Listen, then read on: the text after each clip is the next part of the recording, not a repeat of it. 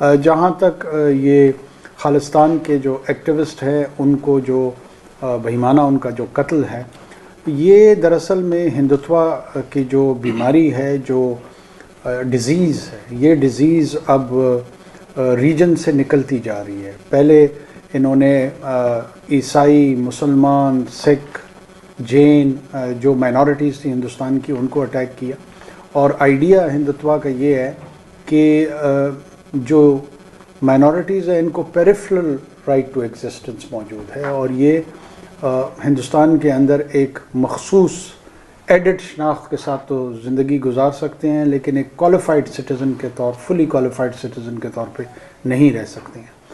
اور اس رویے کا فیشسٹ انداز میں اور شوونزم کے انداز میں انہوں نے مظاہرہ کیا، جس کے تحت ہزاروں، سینکڑوں مائنورٹیز کے جو لوگ تھے ان کی جانیں لی گئی ہیں۔ کاؤ ویجلانٹے گروپس کو انکریج کیا گیا ہے، گھر واپسی موومنٹ جیسے قوانین پاس کیے ہیں، جو سی آر سی ان کی جو رجسٹریشن کا قانون ہے سرٹیفکیٹ کا، وہ پاس کیے ہیں، اور وہ ٹارگیٹڈ ہے، ایک کہیں پر اگینسٹ مسلمز ہے، کہیں پہ اگینسٹ کرسچنز ہے۔ اسی کانٹیکس میں اب یہ ریجن سے اس کا سپل اوور بڑھ کے جو ہے نا وہ ویسٹرن ہیمسفیئر پہ آ رہا ہے، جہاں پہ نارتھ امریکہ، کینیڈا اور یورپ بھی میں سمجھتا ہوں آنے والے دنوں میں اس کو ایک ٹینجبل خطرہ ہوگا، آر ایس ایس کے اس آؤٹ لک میں، جس انداز میں یہ لوگ سیاست کو لے رہے ہیں۔ اور دنیا کو جاگ جانا چاہیے۔ پاکستان تو اس ٹیررزم کا، ہندوستان کے ٹیررزم کا، اسٹیٹ ٹیررزم کا ہمیشہ سے شکار رہا ہے۔ میرا صوبہ خصوصی طور پہ، وہاں پہ سینکڑوں ہزاروں لوگ شہید ہو چکے ہیں، جس کو فائنینس کیا گیا ہے ہندوستان کی ٹیکس پیئر کے پیسے سے، اور ان کی ریاستی انوالومنٹ ہے وہاں پہ دہشت گردی پھیلانے میں۔ چونکہ ہمارے جو لوگ ہیں ان کا جان سے جانا شاید باقی دنیا کے لیے اتنا اہم نہیں ہے، اب یہاں پر جب ان کے سٹیزنز ٹارگٹ ہوں گے تو یہ بھی ہماری آواز میں آواز ملائیں گے، اور ان کو ملانا پڑے گا، دوسرا کوئی راہ نہیں ہے ان کے پاس۔ جناب باری بات اوان صاحب پہلے وہ، پھر آپ تک آ جائیں گے۔ آپ پوچھنا چاہ رہے ہیں پوچھ لیں آپ، پھر اگلا۔ عبد المجید میں ڈسکور پاکستان سے ہوں۔ میرا سوال یہ ہے کہ بہت سارے لوگ یہاں پہ یہ کہتے ہیں کہ الیکشن ٹائم پہ نہیں ہونے، تو آپ کتنے پر امید ہیں کہ آپ الیکشن کروائیں گے؟ جی، الیکشن کمیشن آف پاکستان انشاءاللہ اپنی آئینی ذمہ داری پورا کرے گی، اور ضرور کرے گی، اور آپ بہت جلد الیکشن کا ڈیٹ سن لیں گے اور انشاءاللہ اناؤنسمنٹ ہو جائے گی۔ اوان صاحب۔ غلام حسین اوان فرام 92 نیوز۔ میرا کوشچن یہ ہے کہ آج کل بہت زیادہ میڈیا پہ بھی، سوشل میڈیا پہ لوگ یہ تقاضا کر رہے ہیں کہ وابڈا کے اگر 3 لاکھ ملازمین ہیں تو وہ فری یونٹ استعمال کرتے ہیں، تنخواہ بھی لیتے ہیں، تو کیا ایسا کوئی کرائٹیریا بنا سکتے ہیں کہ سرکاری ملازمین، چاہے وہ ججز ہوں، چاہے کوئی ایم پیز ہوں، اور یہ وابڈا والے، یہ اگر ان کو ختم کر دیا جائے تو ایک اسٹیٹ کے اوپر برڈن کم ہو جائے؟ اور دوسرا چھوٹا سا یہ سوال ہے، کیا نواز شریف سے شہباز شریف صاحب کی ملاقات ہوئی ہے؟ یہ خبر چل رہی ہے۔ دیکھیں جی، میری کسی سیاسی رہنما کے ساتھ، کسی سیاسی جماعت کے ساتھ کوئی ملاقات نہ ہوئی ہے، نہ یہاں آنے کا مقصد سیاسی ملاقاتیں کرنے تھا۔ میں یہاں پر خصوصی طور پہ صرف اور صرف حکومتی اور ریاستی جو امور ہیں ان کو سر انجام دینے کے لیے یہاں پر اور یو این جی اے میں گیا تھا۔ باقی جہاں تک اس کا تعلق ہے بلز کا، اس کو مانیٹائز کرنا، ڈسکورس کو پرائیویٹائز کرنا، یہ پورا پلان ہمارا انشاءاللہ موجود ہے، اور بہت جلد اس کے ریزلٹس بھی آپ کو دکھائی دیں گے، کہ اس میں جتنے بھی کلپریٹس ہیں ان کو قانون کے مطابق اس کے دائرے میں لائیں اور ان کو سزائیں دیں۔ باقی نہ کہیں ڈھیل ہے، نہ کوئی ڈھیل ہے۔ یہ دیکھیں، میڈیا کو وہ بھوکا ہے، اس کو کچھ نہ کچھ چائے اوپر لگائی فوڈ چاہیے ہوتا ہے، اور وہ اس طرح کی اسپیکولیٹو خبریں جو ہیں نا وہ اس کا حصہ ہوتی ہیں، تو میں اس کو اس سے زیادہ کی اہمیت نہیں دیتا۔ بہرحال پاکستان میں ہر وہ ملزم جو مجرم بن جائے، جو کنوکٹ ہو جائے، اس کو ضرور سزائیں ملیں گی۔ یہی ایک نارمل ریاست کا فنکشن ہے۔ اگر یہاں پر کوئی جرم کر دے، ٹیکس چرا لے، کوئی اور جرم سرزد اس کو ہو، اس پہ الزام آئے اور عدالت اس کو مجرم گردان دے، تو کیا اس کو سزا ہوگی یا نہیں ہوگی؟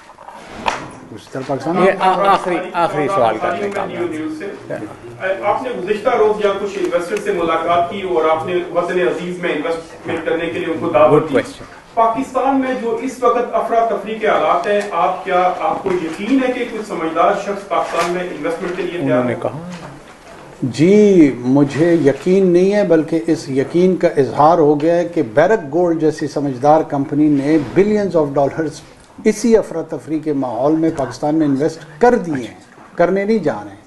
और ये इस तरह की बड़ी economic intervention bye huge corporate sector ये इस बात की निशानदेही करता है कि ये अफरा तफरी की प्रोजेक्शन जो है वो आउट ऑफ प्रोपोर्शन की जाती है।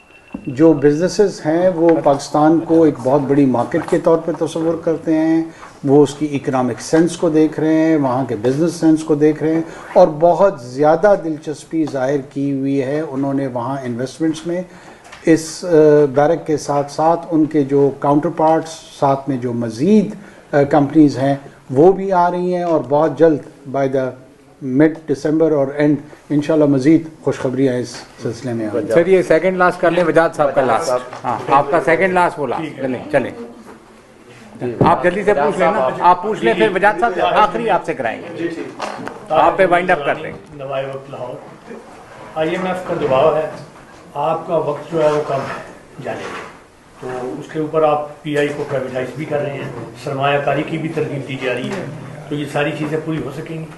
और देखें, एक तो हम पे IMF का किसी किस्म का कोई ऐसा दबाव नहीं है जो पाकिस्तान के मफाद के ज़िद में हो। हमारी अपनी अप्रोच भी यही है कि टैक्स नेटवर्क को बढ़ाया जाए, हमारी अप्रोच भी ये है कि टैक्स को रैशनलाइज किया जाए, जो लोग टैक्स नेटवर्क में हैं उनकी प्रोग्रेसिव टैक्सेशन की जाए, इक्विटेबल सेंस में उनकी की जाए, उनका ही गला ना घोटा जाए, दूसरों को भी टैक्स में कंट्रीब्यूट करना चाहिए। इसके साथ साथ IMF ने कोई हम पे ऐसा दबाव नहीं डाला कि हम लाजमन प्राइवेटाइजेशन की तरफ जाए। प्राइवेटाइजेशन हम ये समझते हैं कि पाकिस्तान के जो स्टेट ओन्ड एंटिटीज़ है जिनको हम सब्सिडाइज करते करते इस जगह पे पहुंच गए हैं कि कहीं पाकिस्तान खुदा न खास्ता डिफ़ॉल्ट ना हो जाए, तो खाकम बदान उससे बचने के लिए हम समझते हैं कि इन तमाम एंटिटीज़ को अगर हम प्राइवेटाइज करेंगे, एक तो उसकी लिक्विडिटी हमें मिलेगी, उससे कुछ फाइनेंसेस हम जनरेट कर लेंगे, और दूसरा जो ये सब्सिडाइज्ड हम कलेक्शन ऑफ टैक्सेस के तहत उधर पैसे झोंक रहे हैं जिसका कोई फ़ायदा नहीं हो रहा, उससे भी हम बच जाएंगे। तो हमारा जो इकनॉमिक रिवाइवल प्लान है उसका ये हिस्सा है।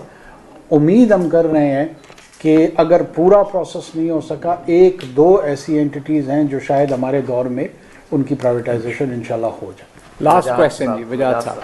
मेरा बिल्कुल सवाल वही है जो हज़रत जवेद साहब का था। अनफॉर्चुनेट वाक़या जो 9 मई का हुआ और उसमें अक्यूज़ किया गया इमरान खान को, although he denied his involvement, लेकिन अगर वो अदालतों से उनको सज़ा हो जाती है तो आप क्या प्रिसाइसली आप बताइए कि उनको सज़ा मिलनी चाहिए being a prime minister of Pakistan? देखिए, मैं समझता हूँ कि अगर वो वाक़यात में मेरा हाथ हो और मेरे ऊपर अदालतें साबित किए नहीं तो अनवारुल्लाह कागड़ को भी सज़ा होनी चाहिए। तो अगर मुझे अपनी सज़ा का मैं हमायत याफ्ता हूँ तो किसी और साहब के लिए क्यों नहीं होगा, अब वो कोई भी हो। और ये अमल मैं इसको वजाहत कर दूँ, चाहे वो PTI की लीडरशिप हो, PMLN की लीडरशिप हो, जमीयत की लीडरशिप हो, एक हमारा स्टेट ऑफ सोशल ऑर्डर है। आप अपने स्टेट ऑफ सोशल ऑर्डर पे हमलावर नहीं होते हैं, एक सर्टेन डिग्री ऑफ ऑर्डर आपको रखना पड़ता। अगर आप कैओस की तरफ, एनार्की की तरफ चीज़ों को लेके जाएंगे तो ना आपके ये माशरा रहेगा, ना आपकी ये जमहूरियत रहेगी, ना आपकी कोई सो कॉल्ड ओलिगार्की रहे, किसी किस्म का निज़ाम हुकूमत आपका नहीं रहेगा, बल्कि इंतशार का शिकार होंगे। इंतशार किसी भी नॉर्मल सोसाइटी या रियासत के लिए जो है ना रिक्वायर्ड गोल नहीं है, या रिज़ल्ट के तौर पे वो उसको नहीं लेता। तो क्यों ऐसा एक्सक्लूसिव राइट किसी एक सियासी जमात को दे दे कि वो इतने लीनियंसी के साथ उनको देखा जाए कि अगर वो उस सतह पे भी जाते हैं तो उनको कुछ नहीं कहा जाएगा। ऐसा नहीं होगा। जो कवानीन हैं वो इन्फोर्स होंगे और इन लेटर एंड स्पिरिट होंगे।